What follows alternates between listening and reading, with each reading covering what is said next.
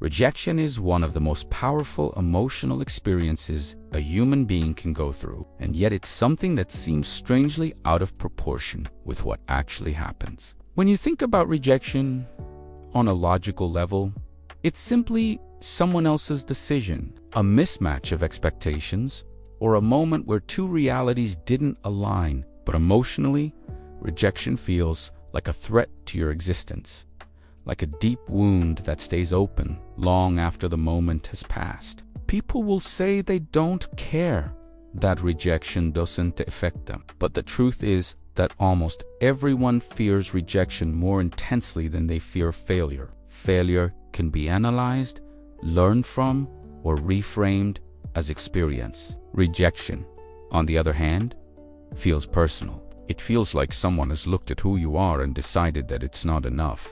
This fear didn't appear by accident. It's built into your biology. Thousands of years ago, being rejected could literally mean death. Humans survived because they belonged to groups. Being excluded from a tribe meant losing protection, food, and connection. The emotional pain system evolves to warn us about this danger. Rejection wasn't just an emotional inconvenience. It was a survival threat. Even though the world has changed, the brain hasn't. The same neural circuits that processed physical pain became connected to the experience of social rejection, which is why heartbreak, humiliation, or being ignored can actually hurt. MRI scans show that the brain processes social rejection in the same regions that respond to physical injury. This means your brain interprets rejection as a wound, even though no physical damage occurs. People often underestimate how deeply this wiring influences their choices. You can tell yourself that you don't care what others think, but the unconscious mind cares. It cares because connection equals safety. Even people who say they prefer solitude still feel the sting of being dismissed, misunderstood, or judged. Most of the time, the fear of rejection hides behind other fears. The fear of speaking in public, that's a fear of being judged. The fear of confessing feelings, a fear of not being chosen. The fear of chasing dreams, often a fear of others seeing you fail. Rejection sits quietly beneath all these anxieties, controlling decisions without you noticing. This fear changes how you behave. It makes you silence yourself when you want to speak. It makes you avoid opportunities that could change your life. It makes you pretend you don't care when you actually care deeply. It causes people to self-sabotage relationships before the possibility of rejection even appears. It turns vulnerability into something risky, something to be avoided, even though vulnerability is the only real path to meaningful connection. Many people choose loneliness not because they enjoy it, but because loneliness feels safer than the risk of being rejected again. One of the most surprising things about rejection is how much power people give to strangers. A comment from someone you barely know can stay in your mind for years. A moment of embarrassment can replay itself endlessly in your head. Someone ignoring your message can feel like a personal attack, even though it may have nothing to do with you. The mind exaggerates rejection, making it larger than it is, because the emotional system is trying to protect you from potential danger. But this protection often backfires. Instead of keeping you safe, it keeps you small. Another reason rejection feels worse than failure is the lack of control. When you fail at something, you can analyze the outcome. You can adjust your strategy, learn, or improve. The process is internal, but with rejection, the outcome depends on someone else. You don't have access to their thoughts, their insecurities, their biases, or their hidden reasons. People often personalize rejection as a judgment of their entire identity, even though it is usually a mismatch of timing, desire, circumstance, or preference. Yet the mind interprets the uncertainty as a threat. The lack of explanation becomes a blank space the brain fills with self-doubt. This is why being ignored can feel worse than hearing no. A clear refusal has closure. Silence, on the other hand, leaves room for interpretation. The human mind hates empty spaces. It would rather create painful stories than accept uncertainty. And those stories often become more damaging than the rejection itself. People imagine that they weren't good enough, interesting enough, attractive enough, or worthy enough. Even though the rejection often says more about the other person than about them, social conditioning adds another layer to this fear. From a young age, people are taught to associate approval with worthiness. Children are praised when they behave correctly and criticized when they don't fit expectations. Over time, approval becomes addictive. It becomes a silent currency that determines how people see themselves. By adulthood, many individuals are no longer chasing personal happiness, they're chasing validation. They choose careers, relationships, and lifestyles based on what others will accept. They avoid anything that risks disapproval. And so, the fear of rejection grows stronger because approval becomes tied to identity. Rejection also threatens a core psychological need, the need to belong. Humans are social beings. Even people who identify as independent still seek connection in some form. When someone feels rejected, whether it's from a romantic partner, a friend group, a job opportunity, or even an online interaction, the mind interprets it as evidence that they don't belong. This creates anxiety, shame, and self-blame. These emotions are not just mental. They can manifest physically: racing heart, tight chest, stomach discomfort, inability to focus, or difficulty sleeping. Rejection isn't just in your head. It creates a full-body response because the brain believes you're in danger. But rejection does something else that is rarely discussed. It exposes the parts of yourself you are uncertain about. When someone rejects you, it shines a light on your deepest insecurities. If you believe you're not attractive, a romantic rejection will trigger that belief. If you believe you're not talented, a job rejection will reinforce that idea. Rejection becomes a mirror, not of who you truly are, but of what you secretly fear.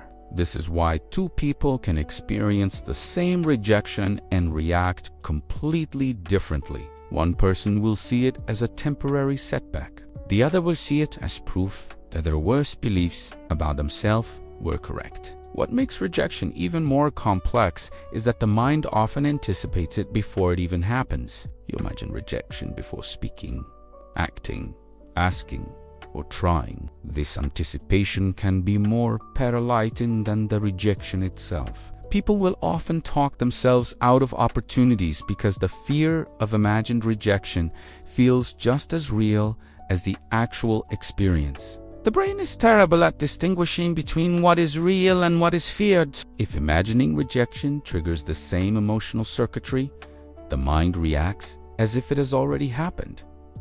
Some people become hypersensitive to rejection. They interpret neutral behavior as negative. A delayed message feels like disapproval. A short answer feels like irritation. A lack of enthusiasm feels like abandonment. This happens because the brain begins scanning for signs of danger in every interaction. The fear of rejection becomes a lens through which everything is viewed. This doesn't just affect relationships, it affects self-esteem, motivation, and emotional stability. When you expect rejection, you subconsciously behave in ways that push people away. Without realizing it, the fear becomes a self-fulfilling prophecy. Despite all of this, rejection is not the enemy people think it is. The emotional pain is real, but it's not a sign that something's wrong with you. It's a sign that you're human. The brain reacts strongly to rejection because it's protecting you, not because you're weak. The problem isn't the fear itself, it's the meaning you attach to it. The brain interprets rejection as a threat to your identity, but rejection rarely reflects your true value. Most of the time, rejection happens because of timing, compatibility, circumstance, or factors you could never control. Understanding this doesn't make the pain disappear.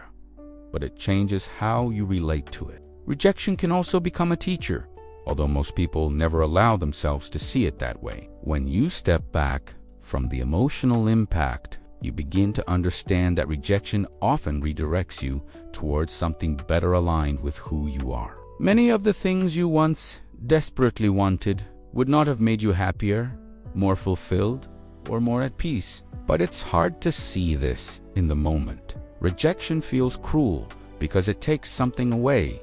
But sometimes what it takes away is the illusion you created. It removes paths that were never truly yours. In time, many people look back and realize that being rejected didn't ruin their lives, it reshaped. But before you can reach this understanding, the emotional process must unfold. The mind resists rejection because it wounds the ego. The ego believes it should be accepted by everyone, understood by everyone, valued by everyone. When someone rejects you, the ego experiences a fracture. This fracture is painful, but it also exposes what needs healing. Some people try to protect their ego by avoiding emotional risks altogether. They hide behind perfectionism, sarcasm, coldness, or emotional distance. They tell themselves they don't care. But the truth is that the people who act like nothing affects them are often the ones most terrified of rejection. Their armor is a disguise, not proof of strength. Healing from rejection requires awareness. It requires you to separate your identity from someone else's perception. Their opinion is not an absolute truth. It's a reflection of their preferences, fears, insecurities, and experiences. You are not defined by how someone else sees you. You are defined by how you respond to the moments that challenge you. Rejection doesn't diminish your worth. It reveals your resilience. One of the most liberating realizations is understanding that rejection is universal. It is not something you experience because you reflawed it as something everyone experiences simply because they're human. Every confident person you admire has been rejected. Every successful person has lost opportunities. Every strong relationship has moments of misunderstanding. No one escapes rejection. The difference is in how they interpret it. Some see rejection as a sign to stop trying. Others see it as a sign they're getting closer to something meaningful. The same event, viewed through two different mindsets, creates two different futures. Another truth about rejection is that it often reveals the strength of your emotional connections. When someone doesn't care about you, their rejection barely hurts. But when someone's opinion matters, rejection cuts deeper. This is not weakness, it's evidence of your capacity to connect. Caring deeply means you are alive, human, and capable of love. Many people try to numb themselves to avoid this pain. They shut down emotionally, avoid intimacy, or keep their lives at a superficial level. But emotional numbness doesn't protect you from rejection, it just prevents you from experiencing the depth of life. As painful as it is, rejection forces you to grow. It forces you to confront parts of yourself you would rather ignore. It challenges you to become someone who moves not from fear, but from self. When you begin to see rejection as a natural part of the human experience, it loses its power over you. It becomes something you can endure, learn from, and rise above. The more you face rejection, the less it scares you. Exposure creates resilience. When you take risks, initiate conversations, express your feelings, chase dreams, and allow others to truly know you, rejection becomes a possibility, but so does connection. So does success, so does growth. Avoiding rejection protects you from pain, but it also denies you the chance to experience the things you secretly long for. You cannot live a meaningful life while trying to avoid discomfort. The people who live fully are not the ones who never get rejected. They're the ones who don't let rejection define them. They understand that each no is simply a step toward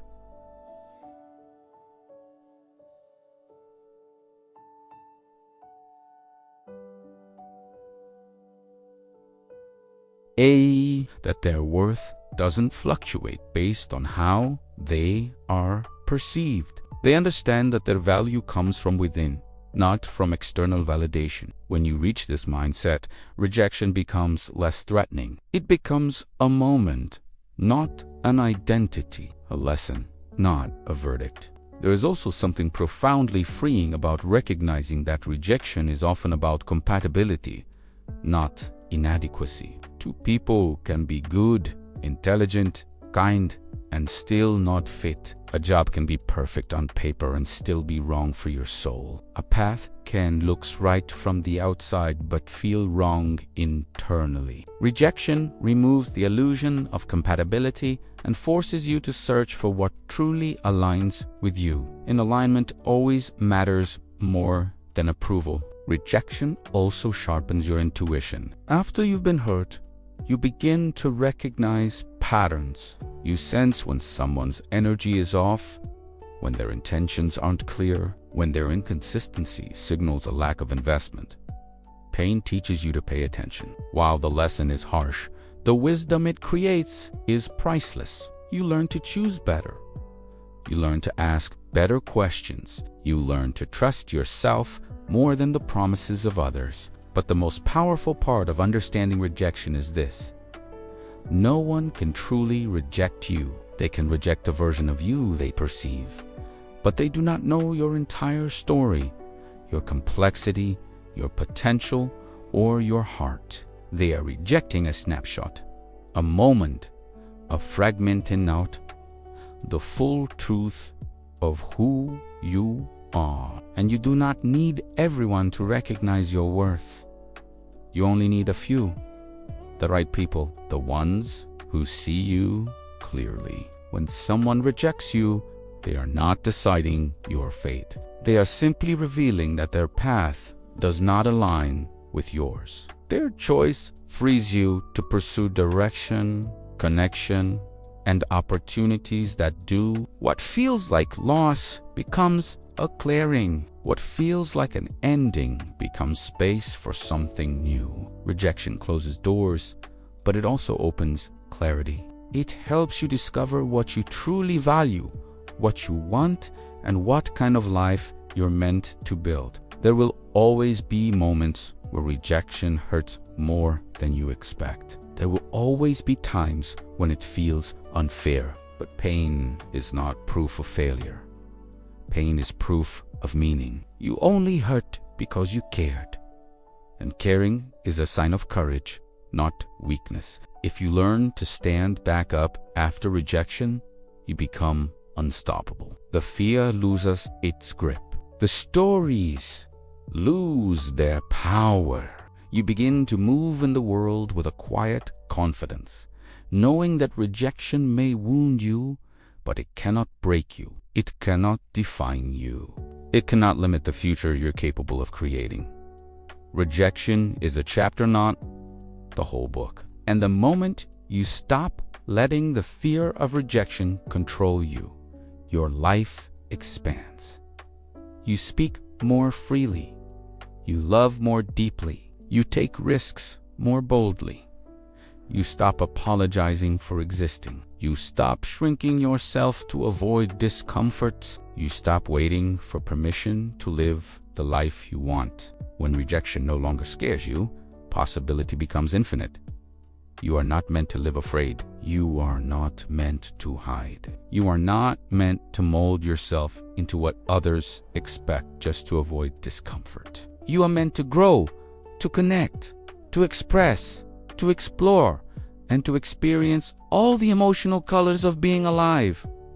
Rejection is just one of those colors. It may be dark, but it gives contrast to the light. So when rejection comes and it, we'll remember that it's not evidence that something is wrong with you. It's evidence that you were brave enough to try, brave enough to care, brave enough to step into the unknown. And that courage will always matter more than someone else's opinion. If you can carry this understanding with you, rejection becomes a passageway, not a prison. It becomes part of the story, not the end of it. And with Chimi, you begin to see that the things that hurt you the most are often the things that helped you become who you were meant to be. And in the end, rejection doesn't define you. Your response to it does. Your strength does.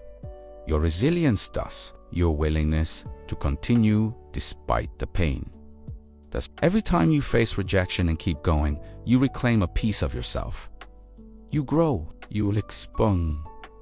You will rise. You were never meant to be accepted by everyone. You were meant to find the people, places, and paths that align with your truth. And rejection is simply the force that guides you toward them. And that is why, even though we fear rejection more than failure, it's often rejection that shapes us into someone stronger, wiser, and more aligned with our purpose. If you're listening to this now, remember that your worth was never up for debate. Not then, not now, not ever. If you found meaning in these words, consider joining me for more insights about the mind, human behavior, and the hidden patterns that shape our lives. Your growth matters, and this journey is just beginning.